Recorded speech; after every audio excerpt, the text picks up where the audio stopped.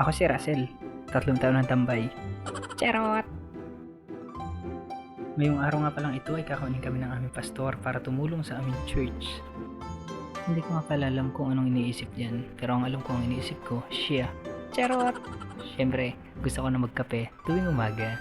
Tapos kasi pagkabata, hilig na hilig ko na magkape tuwing umaga. Gusto ko nga palang bulubugin o gisingin yung dalawa kong kasama, pero syempre, naawa naman ako sa kanilang dalawa. At sa wakas, nagising din yung aking dalawang kasama. At pinaghanda ko na nga din pala ng gamit yung dalawa kong kasama. At ako naman, eto, nagpapakyut, pero cute pa rin. Dumalaw nga pala si Mami sa amin ngayong umaga at eto si Pastor nandito na din para kami ay kaunin papuntang Bantilan. Kaya babay muna bahay, see you later. O yan kotse, ikaw muna ang bahala sa bahay natin ha.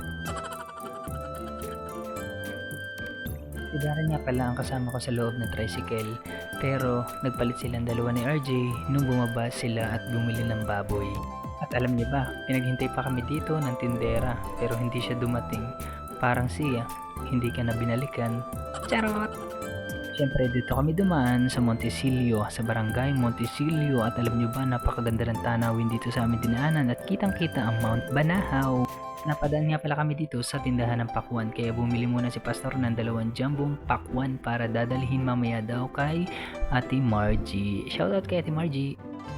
Siyempre dito niya lamang yan matatagpuan sa may barangay Kiling sa Riyaya, Quezon. Marami dito talagang tindahan ng pakwan. At ito na nga ang laki-laki ng pakwan na amin nabili. At bigla ko itong nakita, Ford Ranger Raptor, sana all. Ito na nga, nandito na kami sa Barangay Bantilan sa Riyaya, Quezon. At syempre tumuloy na kami sa aming church. Hindi na nga pala ako dumaan sa aming bahay. At nalimutan nga pala ni Darren na hindi pala ipapasok yung pakwan kasi dadalhin kina Ate Margie yun.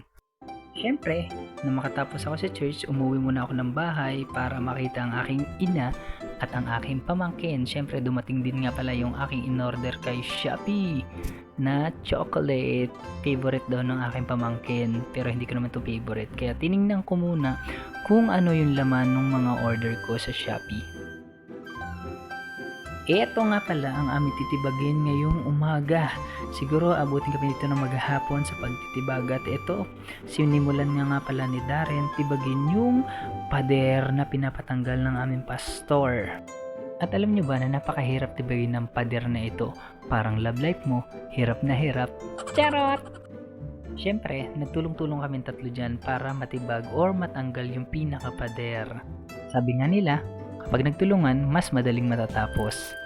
Pero bakit kayo? Ang daling natapos. Charot! At pumunta nga pala kami sa taas para silipin yung kwarto na ginagawa nila.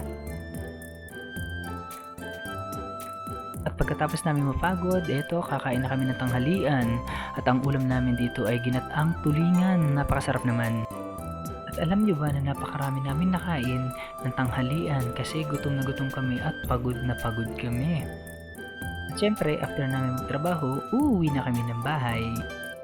Maraming salamat. Muli, ako si Russell. 3 taon ng tambay. Charot!